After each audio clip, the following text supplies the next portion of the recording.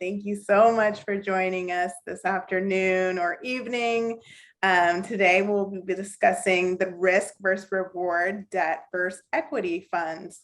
So I'm going to kind of give you a brief about Verivest and who we are, and then I'll introduce the guests that we have on today. All right, so who is Verivest? Verivest is a real estate investment platform designed to bring trust and transparency to the middle market investment space. We are connecting deal sponsors to high net worth investors, shortcutting the time to trust. So here's what our sponsor directory looks like. You can see there's a place where you can go on and search for a sponsor. You can see also the background checks from every sponsor involved in each deal. You can connect with sponsor. You can search by MSAs, or if there's a particular area you want to invest in, you can also search by that. And you can also see all the quarterly checks here. So that is just kind of a baseline overview of what you can find on our platform.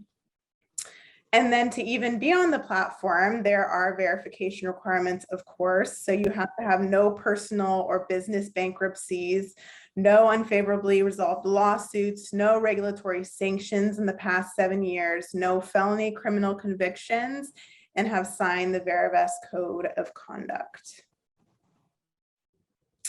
All right, and then the highest level of transparency is our gold level, which Ralph and Richard are gold members of our platform. So that means they are operating at full transparency and they are following the rules of the deal's operating agreement and allocating the money the way that they said they would. And then their primary strategy is private lending. Here, you can also engage us to verify your track record. So this is Prospera's track record here, and you can see the inception dates as well as the investment amounts and then the types. So you can go on there, there's more on there, but this is kind of just a brief screenshot of some of the work that they've done over the years. And then if you would like to connect with me, here's my information there. You can also connect on our Verivest community network below. You can connect with other people interested in the investment space. You can connect with deal sponsors, you can connect with me, and you can learn about other events happening in our network. All right, so should we introduce Richard and Ralph? Richard has 20 years of fundraising and real estate management experience. He's started in real estate investment firm and rehab and managed REO single family homes and negotiated bulk single family home purchase offers to banks totaling in 60 million, 30 million, and 10 million. And then he's reviewed 70 million in distressed real estate notes, raised capital, investor relations for a real estate investment firm. He is also a principal at Prospera Advisory. All right, and then we have Ralph Abbott. Hopefully I'm pronouncing that right. Yes, you are. Okay, he started his career with an 18-month credit underwriting training program and became a senior credit manager. He has a 20+ year track record in commercial and investment banking. He developed and managed a loan portfolio of 50 million, and he has a portfolio consisted of investment real estate, small business loans, owner-occupied real estate, and using different programs as SBA, etc. So without further ado, I will let our guests take it away. And then if you guys have any questions during the presentation, feel free to drop them in the chat and we can get those answered at the end. Thank you, Brittany, also for that introduction. And also, we've been part of Verivest since the beginning, and honestly, even before you guys were at Verivest. So we've had a long-term relationship and we appreciate that. So, us as well. So just to start here, as Brittany pointed out, we just wanted to talk to you about, the different risk and reward between debt and equity funds. And as you guys already got our bio, but I guess what we want to do is kind of tell you, what we do each year as our role. So as you can tell, me being a credit person and underwriter, uh, I'm the one that will underwrite the deals that they come through. So I look at the numbers, make sure those numbers work to fit our box.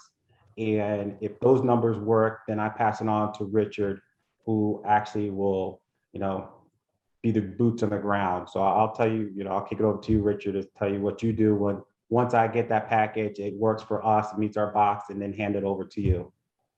Okay.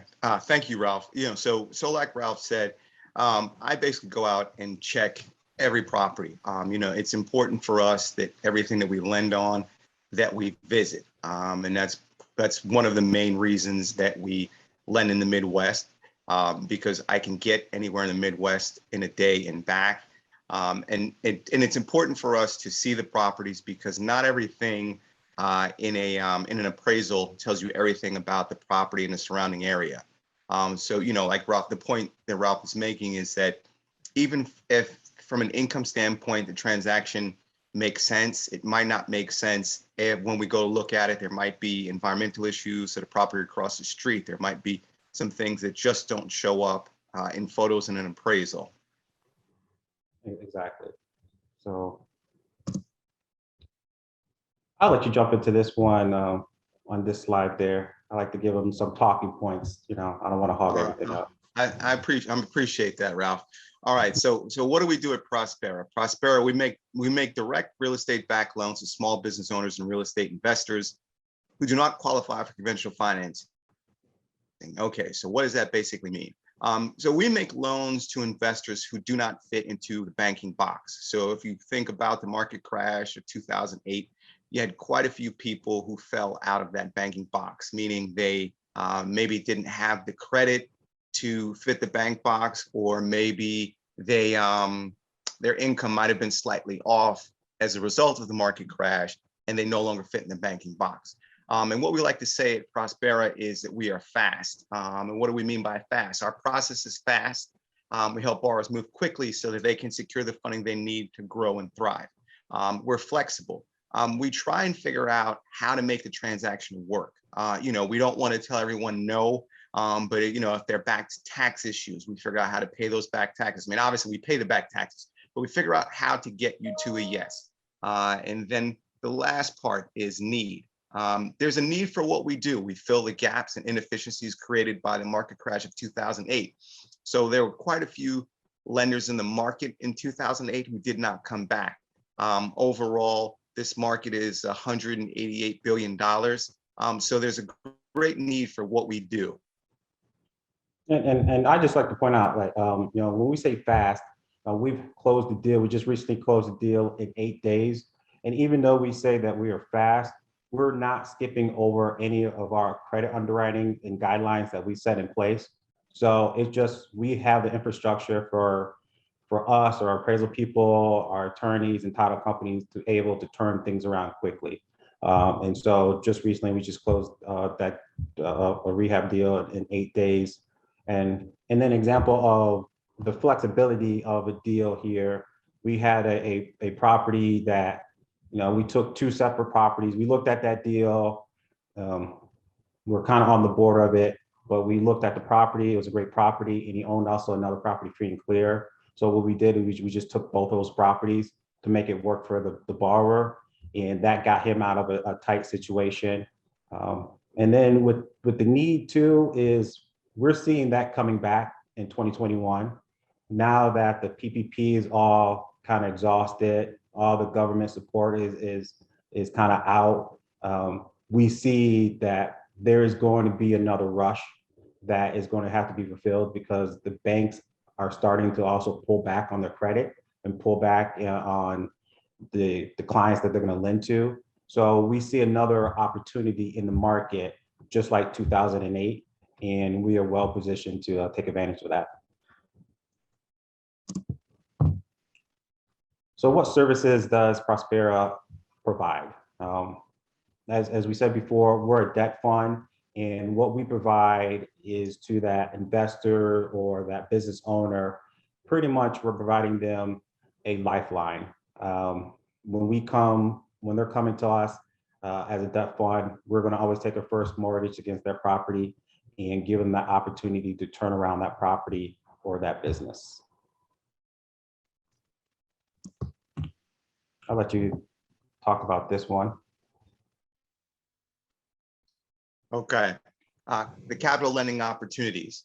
Where do we source our deals from? So we maintain relationships with a lot of banks in the Midwest, accountants and attorneys. The reason why is that, for example, when you look at banks, we have worked with banks to say, listen, don't tell that client no, let us be your no. It allows the banks to maintain a relationship with the client.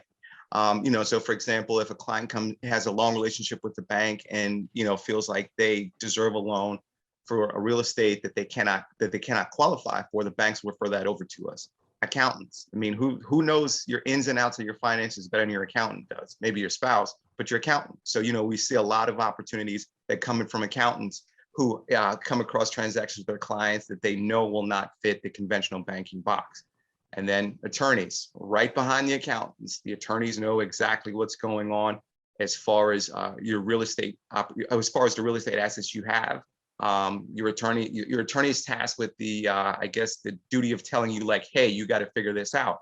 And so that's exactly where Prospera steps in, because we can help figure out the situation and provide you the loan you need. And that could be a possible of you in a situation where you need to buy a partner out, or it could be an opportunity where you have the opportunity to buy a piece of real estate. And it goes back to what Ralph said about being quick and nimble, is that we can close your transaction quickly before you lose the opportunity. Our pipeline is ever changing and it's robust. We have apartment refinances we're working on in the pipeline. We have apartment purchase loans. We do land loans. We're very selective about the land loans. We typically stick to Columbus because we know the Columbus and surrounding market extremely well. And I think to Ralph's point about the small business PPP loans using real estate as collateral, there's tremendous opportunity there as a result of COVID. Let me see. I think you covered as much as we could possibly go with that. You want me to stop? You want me to stop? Okay. All right. You got to give me something to say here. All right, my bad. I'm just a pretty face. I'm just not a pretty face here, So okay. All right. Just on the relationships, we're typically working with the borrower, a banker, the bank that's exiting the borrower from their attorneys and accountants. So when we're looking at deals, we're typically talking to everybody. Everybody's coming to the table. That helps us also close it quickly and get a good structure that's beneficial to everybody. So many times we have everybody at the table. So what is small balance real estate? I would say small balance real estate is any loan below $2 million. That market is $188 billion right now as of September 18th. And I think that market is probably even bigger at this moment. What's considered different sectors of small business, small balance real estate? You have private mortgages, some things like we do, commercial lending, the fix and flip, the buy and hold, tax lien certificates, and also acquisition of existing debt. What is it? What is a debt fund, Richard? Do you know what that is? No, Ralph, why don't you tell me? Okay, I will tell you that. So a debt fund is typically any type of debt that's in, for example, you have, commercial paper, government bonds, CDs. Those are all typically different kind of debts. And so a debt fund is just taking all those different assets into a fund structure, and which of course we'll get more into that. So most debt funds are also income funds. So if you are looking for that passive income, that's where the debt fund comes into a great play into your portfolio. And what is an equity fund? I'll let you jump into that one. Oh, thanks a lot, Ralph. You're welcome. So, okay, equity funds are different because they typically invest in company shares in real estate. Investments of this nature are considered moderate to high risk and are more volatile than debt funds. Equity funds are meant for a long-term investment and are not as flexible as debt funds in the terms of accessibility. So Ralph, not to leave you out of this slide, what are some examples of an equity fund or an equity I would say opportunity? equity fund is more on those project-based assets. So maybe somebody is purchasing a multifamily and they're going to do renovation. So they're going to use debt and equity. So they'll raise the equity portion into a fund to be the equity injection into the project. And somebody like ourselves will come in and be the debt part of that project. Okay, so before we go to the next slide, I have a question. So then if I invest in an equity fund or I invest in a debt fund, in which fund would I earn my income, I guess, right away? That would be a debt fund, because as a debt fund, we're set up to generate income right away.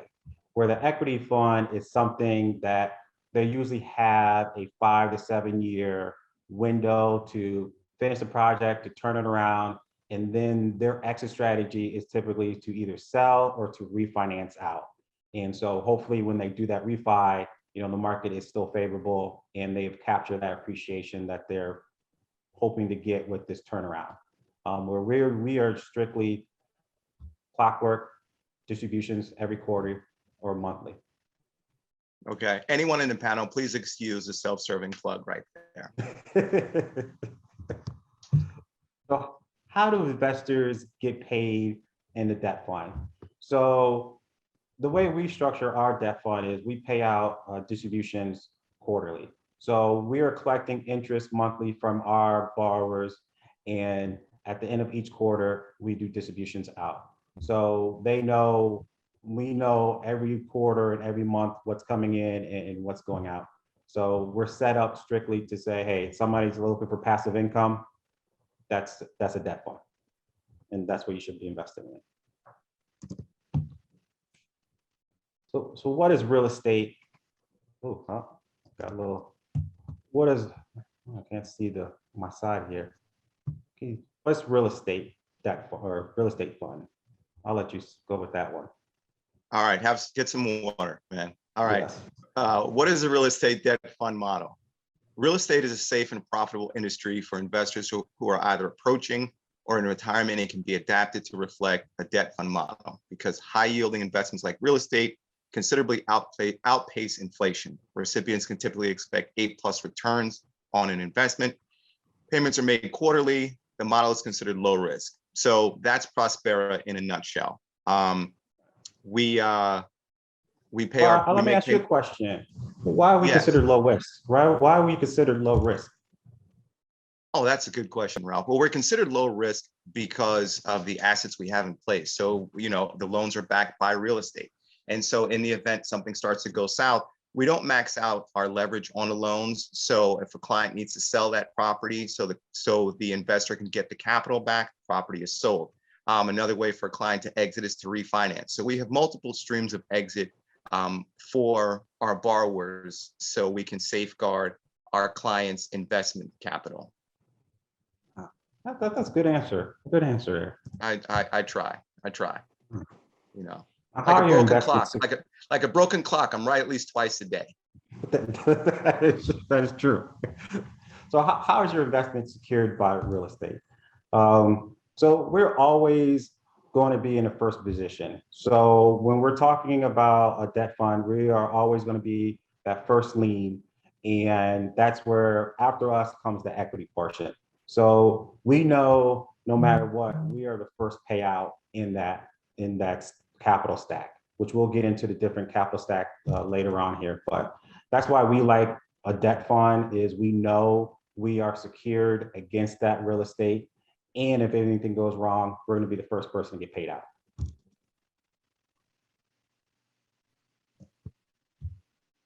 And then here is, we'll start talking through the different levels of the capital stack here. So you have the senior debt, which is what we do as Prospera. You have the mezzanine debt, which is typically a second tranche of debt. The preferred equity, which is kind of your third capital stack there, which is kind of a preferred equity stack, equity return. That's going to get a little bit higher return. And then the common equity, which is the true equity into that deal. And that will get probably the highest, because it's the highest risk of the capital stack. So we'll get into each of these. Go ahead. Oh, we're going to? All right, because I wanted to add to that, but I'll wait then. You want me to talk about the senior debt then, or this is where you wanted to add into it? No, go ahead. I'll wait till Okay. I'll wait till you finish your paragraphs, and I'll just add my one comment. Got it. So the senior debt is the priority over all those debts in there. So as you saw, you had the mezz, the preferred, and the common. The senior debt is the one that will, if anything goes wrong, and if the deal goes wrong and you have to foreclose, we are always the first one to get paid off because we're the first one in the position. And that's why our returns are probably not as high as you start to look at the different stack of the capital stack. Okay, so before you go to the next slide, we always stay in the senior debt position. It's important to us at Prospera that we are safeguarding our investors' capital. And I think to reiterate Ralph's point, based on that level, that's the returns that you receive based on the level of risk that we take on. And we are very risk averse at Prospera. All right, that was my tidbit. Go ahead. No, hey, that's a good tidbit. And I'm gonna throw something else in there too. We'll never take a second position behind a first on our primary asset. So that just kind of goes to, once again, we always want to be in that first position. So what is the mezzanine debt? So the mezzanine is really taking a second position behind a first. And that debt is typically much higher, is a higher return, but it's also a higher risk, because now if something goes wrong with that deal, first we're going to get paid out, and then the mezz debt will get paid out. And so hopefully there's something left if the deal does not work the way that they have projected. And then where does the equity fit? You want this, or you want me to do this one? Keep going. I'm learning something. I'm full of knowledge here. So you always have in the equity position, you have a preferred, which is going to get a little bit more higher position or higher return. And then you have the common equity. Because they will always get a higher return because they're also at the higher risk. So when you look at that deal and that project, you start out with, once again, the senior debt, the mezzanine debt, then the preferred common. Sometimes there is one, sometimes there's not, and then the common. And those two last, preferred and common equity, are always the last to get paid out. So once again, when you're looking at the different risk profile and returns, that's why the preferred and common are going to be a higher return, but it's also a higher risk. So if the market does pull back for some reason, those are typically, the equity part is going to be wiped out first. So what type of loans does our real estate debt fund?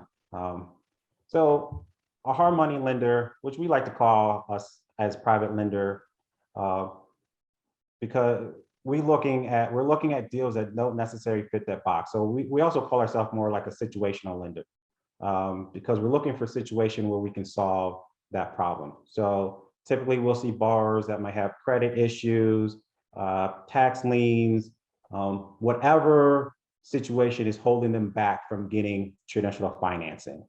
And we believe if we can come in and solve that problem, we can get them back to that traditional finance. And also the most important part of making sure we can exit out is that loan to value.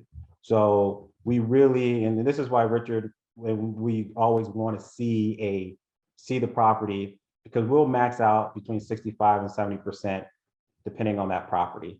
And that gives us that 30 to 35% buffer if something goes wrong, if the market pulls back. But that's, I think, is key for our success, that we go see those properties and making sure that we are in that right position. And I think it's important to point out that right now our average LTV is 59%. So we're well below the threshold on our LTV. Exactly. And so as a private lender, what do we use to determine our loan to value? So on every deal, we do go see that deal face to face. We do our own internal evaluation to look at in the very beginning if we think that property is one, worth it, we like it, and if it's something that you're going to own. Because if you're in this space, if you do not want to own that building, do not lend on it. So we do appraisals on all those properties, but we also like to make sure that we've done our own homework to make sure that that property, that loan to value is correct, because that is your true exit strategy. I'll let you take over the Prospera mortgage investment. Okay, Prospera Mortgage Investment Fund, the opportunity to consistently earn steady income to achieve financial freedom. Accredited investors can passively invest in a debt fund lending to small balance real estate in the United States. Investor capital protected from fluctuations in the real estate market, no ownership management headaches, steady returns. What does this mean in summary? So basically, if anyone who's listening to us right now owns real estate personally, they know, how difficult that can be. My wife is a realtor, so I get to hear the horror stories and partake in the horror stories of people breaking into properties at 2 o'clock in the morning and stealing appliances. Yes, that really happens. Not just stealing like, I guess like TVs, but they actually go in and steal stoves, refrigerators. Can you just imagine that? And then you also have to deal with tenants. You have to deal with the tenants who may not be paying rent. And then that comes with evictions. And then you also have to deal with the ongoing maintenance. That's the beauty about investing with us. You don't have those headaches. I mean, you get to invest in real estate, which you find enjoyable, but you don't have the headaches associated with it. Investor capital protected from fluctuations in the real estate market. And that goes back to our low LTV, and we're very conservative on our underwriting. I mean, I think, originally when we started the presentation, we talked about the fact that we lend only in the Midwest. And the reason we do that is because we avoid a lot of the, I guess, market fluctuations upswing that you saw on the East and the West Coast. The Midwest is just kind of slow and steady. It's considered, a flyover area. It's not as pretty and sexy as New York. No offense to anyone if you're from the East or West Coast, by the way. I grew up in Long Island, so I guess I can say that. You can say that, yeah. You have the right to say that. And I'll add to Richard's comment here is, we stick to the Midwest, but then we also break it down that we stick to major cities within the Midwest. For example, in Ohio, we look at just the major cities of Cleveland, Columbus, and Cincinnati.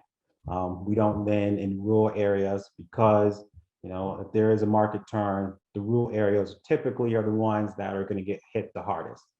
And we want to be able to either, sell quickly or turn around and rent that property, and you're going to get a better return when you're in that major area.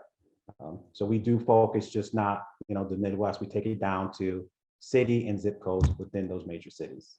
Yeah. So as an example, we will not lend in Lansing, Michigan. Who's ever heard of Lansing, Michigan? That's just a joke because Ralph is from Lansing, Michigan. Yeah. Go ahead, Ralph. Yeah.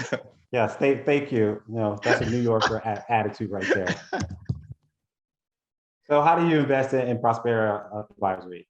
So our minimum investment is $100,000.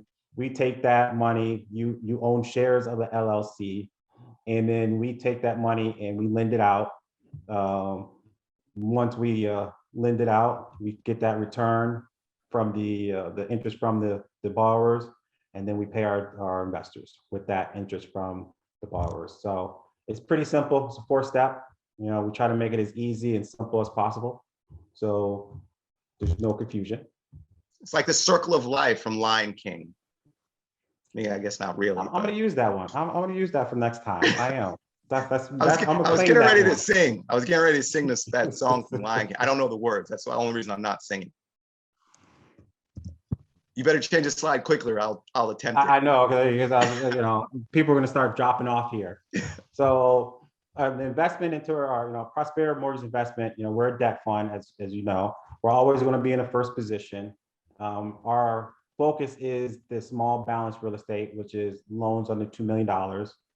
This fund is evergreen, so we're always open to raise capital, always lending it out and always raising capital.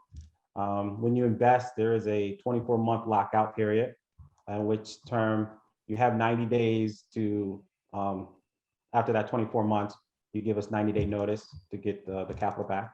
And I do like to say though, our investors have stayed with us since inception, 6 years and going strong. Our minimum investment is 100,000. Our preferred rate of return is 8%. And since inception to 2015, we've been a little bit over 9% back to our investors. And just to brag a little bit to Richard and myself, we've had investors since the beginning that's probably almost we have returned 100% of their capital since they've been with us. So we do distributions quarterly, and our fees are net of expenses. So when we say it's 9%, it's net of any expense. This one, I always like this slide because it's kind of like the Warren Buffett. You know, if you invested 100,000 at the age of 40 and compounded 90 at 9%, you let that grow for 20 years, you can start withdrawing $22,483 a quarter without even touching that principal. So I always look at that as a powerful slide to me because I think of Warren Buffett, who I would like to follow, compound of money. And then how to invest, Of course, you can go to Verivest and invest through there. Or if you have any questions, feel free to give us a call. That is our email. And we are always— And a smoke signal. And smoke signals, that too. We're always happy to talk and any questions. So we'll kick it back to you. Thank you guys so much for your presentation today. If anyone has any questions right now, we will open the floor for you. Richard and Ralph are at your service. I think there's a chat. Let me look here, the chat. Any questions? See if there's any question.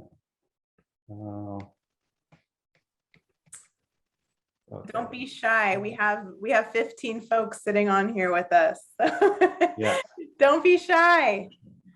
We have, and we've gotten all kinds of questions before, so we're ready.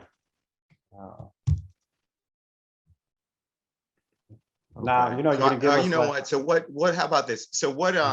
Here's a question. To come up with this idea, where did it come from? What was happening to form Prospera? That's a question we often get. That's true. The first thing is, for me in the banking, and anybody that's been in banking, you always saw deals where it made sense, but because banking is so heavily regulated, you couldn't do that deal even at a higher yield. So everybody can agree on like, hey, maybe that business is turning around. We see it's the financials look like it's turning around. We're all okay. But if we put this on our books, the regulators would just tear this deal apart. And so as a credit person, you sat there this whole time, like you're passing up on deals where you can get higher pricing and higher fees and a low loan to value, but you can't do it because the regulators. I just looked at that as an opportunity, and just like we have to go after that market. We have a question that is there an industry you particularly don't like? We always say this. This is what we always say. We don't have an industry we particularly don't like. We look at the properties and we say, hey, we want it to be a box. We don't necessarily care what's in the box, but we want it to be a multi-purpose property. So if we have to take that property back, we can make it whatever. We can make it an office warehouse, a retail center, but it's easily converted to whatever we have to do to quickly sell it or keep it. So industry, no. I mean, we've looked at all kinds of different industries. So it's just really the property type. Thank you, Ralph. So a question love your presentation, you guys. Unfortunately, 100K is out of my price range, or I would jump. Is there any wiggle room for your minimum investment there? I would say reach out to Richard and he can talk to you about it and we can see what we can do. Great. That goes back to our flexibility. Right. Awesome. That's great. It looks like we don't have. We don't Oh, have. See what are okay. some other questions that we've. Well, you know what? So why don't you tell everyone how we did during COVID? I think, you know, as we're still grappling with COVID, I think, you know, obviously it sits out there and has an impact on the real estate market. Right. So during COVID, that March when we shut down, you know, we had a number of rehab projects going on. We had some commercial project bridge loans that we had outstanding, and nobody knew what that was going to look like. You know, was it going to be another 2008? So the first thing we did is contact every one of our borrowers in our portfolio. And I would say that was probably the only, that was the only quarter that we put a pause on distributions. So we just had our investors reinvest until we assessed what was going to go on.